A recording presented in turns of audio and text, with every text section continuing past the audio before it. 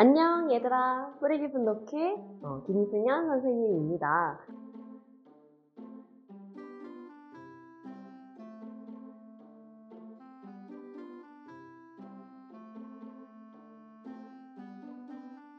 우리 지난 시간에는 선생님하고 대한민국이라고 하는 국가가 생기기 이전에 어떤 국가들이 있었는지 순서대로 살펴봤어요.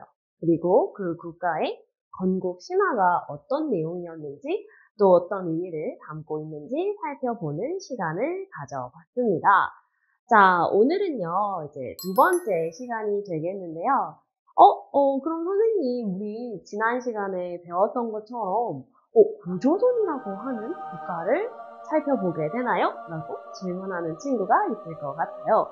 근데 얘들아, 우리가 고조선을 보기 전에 한 가지 더 봐야 되는 시기가 있습니다. 여러분들은 만약에 인류가 처음 탄생했다고 한다면, 여기서 인류라는 것은 사람, 그리고 인간을 어렵게 이야기한 단어예요. 자, 인류가 처음 딱 탄생을 했다고 상상을 해본다면, 처음부터 막 포크랑 나이프를 가지고 고기를 우아하게 썰어 먹고, 아니면 막 되게 예쁜 옷을 입고 다니고, 이런 생활을 했을 거라고 혹시 추측하나요? 그건 Nope. 아니었을 것 같아요. 그죠? 사실은요, 우리 인류는 가장 처음의 모습은요, 원숭이에 가깝다고 합니다.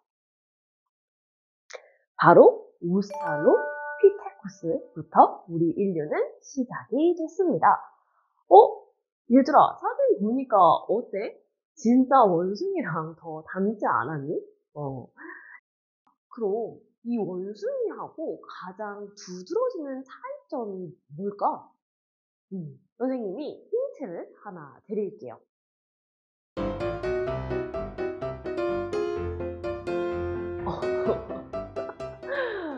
뭐 하시는 거예요, 선생님?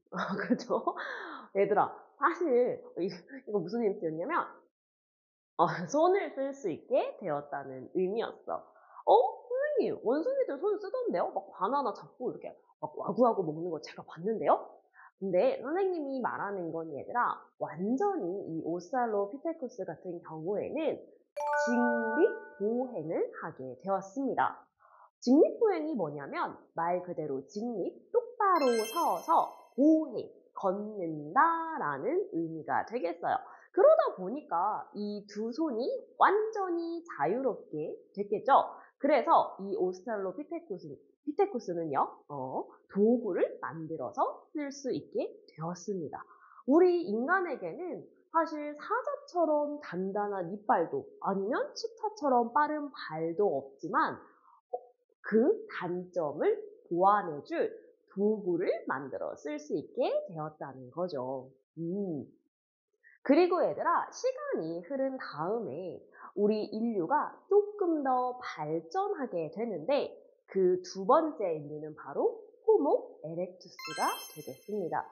호모 에렉투스는요, 가장 이제 중요한 점이 뭐냐? 우리 오스트랄로피테쿠스랑 가장 차별점이 뭐냐? 바로 불을 쓸 수 있다는 거였어, 얘들아. 불을 쓸 수 있다는 거는 진짜 인류 역사상 어마어마한 일이었어. 왜냐면 선생님이 제일 좋아하는 삼겹살을 먹을 수 있게 됐거든. 음. 아, 선생님 그게 뭐예요? 아니 갑자기 삼겹살이요? 그런 얘기를 하실 수 있지만 얘들아 우리 만약 불을 쓰지 못했다면 이런 맛있는 삼겹살이나 바베큐를 먹을 수 없었을 거란 말이에요. 게다가 물론 맛도 좋아지지만 불에 굽게 되면 이 날고기에 있는 기생충이나 여러 병균들을 많이 없앨 수 있거든. 그러니 인간의 수명도 훨씬 많이 늘어나고 또 튼튼해지는 효과를 낳은 거죠. 그것 말고도 이 불은요 아주 여러 군데에서 사용이 되게 됩니다. 나중에 여러분 아주 사나운 동물이 접근을 했을 때 불로 내쫓을 수도 있게 됐고요. 게다가 얼마나 추웠겠어. 그 옛날에 제대로 된 손톱도 없었을 텐데. 그지? 근데 이런 불은요, 우리 인간에게 따뜻한 온기를 전달해 주기도 했습니다. 그래서 이 호모 에렉투스는요, 이런 불을 최초로 사용한 인류가 되겠어요. 자, 그리고 나서 얘들아, 몇 번의 더 발전이 있은 끝에 마침내 우리 현생 인류라고 불리는 호모 사피엔스가 등장하게 됩니다. 이 호모 사피엔스는 이제 우리 지금 현재 인간들과 가장 흡사한 모습을 가졌다고 해요. 오, 얘들아, 이 오스트랄로피테쿠스보다 훨씬 그래서 잘생겨 보이지 않니? 거의 꽃미남급이야. 그죠? 자, 그래서 이런 발전의 과정을 거쳐온 인류는 마침내 서로서로 협력도 하게 되고요. 그리고 아까 말했던 대로 도구와 불을 사용하게 되면서 본격적으로 이 지구상에 뿌리를 내리고 살아가게 되었습니다. 자, 우리가 얘들아, 이런 과정들을 바로 인류의 진화라고 얘기를 하게 되고요. 진화요, 선생님? 저 그거 포켓몬스터에서 본 적 있는 것 같아요. 라고 얘기하는 친구도 분명히 있을 거예요. 선생님도 진화라는 단어를 포켓몬스터에서 저 먼저 배운 것 같아. 그치? 막 피카츄가 진화하면 라이츄 막 이러잖아. 인류도 비슷한 느낌이야. 진화라는 건 점점 더 발전했다라는 뜻이거든요. 그래서 우리 인류가 아까도 얘기했지만 이렇게 지구상에 뿌리를 내리고 살아갈 수 있게 되었답니다. 자, 그런데 이렇게 얘들아, 인류가 사람답게 살기 시작했다고 해서 곧바로 구조선이 뿅 하고 탄생한 건 아닙니다. 그래서 이 최초의 국가가 생기기 이전에 사람들은요, 나름대로 그들의 생활을 유지하기 위해 여러 가지 도구도 만들고 또 사냥도 하고 또 열심히 다양한 것들을 하면서 살아가는데 우리가 이 시기를 바로 선사시대라고 얘기를 해요. 더 자세히 얘기해주면 이 선사시대는 크게 구석기, 그리고 신석기, 그리고 청동기 이렇게 나눌 수 있는데요. 물론 수업 시간에 더 자세히 말씀드리겠지만 이 구석기와 신석기는요. 석기라는 단어가 들어갔잖아? 석기는 바로 돌로 만든 도구라는 뜻이야. 선사시대 중에서도 얘들아 이 돌로 만든 도구를 쓰는 시기를 석기시대라고 하고 그 안에서 또다시 구석기 그리고 신석기로 나눈다라는 사실을 우리가 알 수 있겠고요. 그리고 또 언제까지나 인류가 돌멩이만 가지고 얘들아 도구를 쓰지는 않잖아.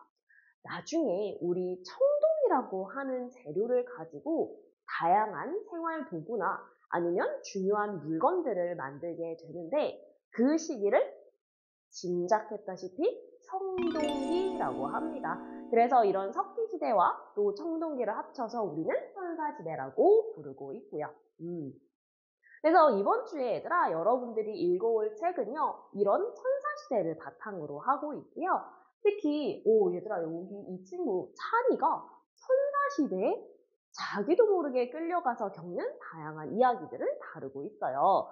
이 책을 읽을 때 여러분들은요. 이 찬이가 선사시대에 가서 요즘 사람들과는 어떤 다른 생활을 하게 되는지를 중점적으로 읽어오시면 되겠습니다. 그리고 얘들아 혹시 이 영상 끝나고 선생님이 한 이야기가 잘 정리가 안 된다면 근자감 파트를 한 번 더 읽어보시고 정리하는 거 절대 잊지 마시고요. 그리고 책 읽고 비법 노트도 꼭 해오는 거 잊지 마세요. 그리고 여러분들 이미 방학한 거 다 알고 있어요. 그러니까 우리 이 선사시대에 대해서 조금 더 깊게 알고 싶다면 용선생의 시끌벅적 한국사 1권 같이 읽어보시면 너무너무 좋겠습니다. 자, 그러면 선생님하고는요 다음 주 수업 시간에 다시 또 만나도록 해요. 고생했어요. 안녕.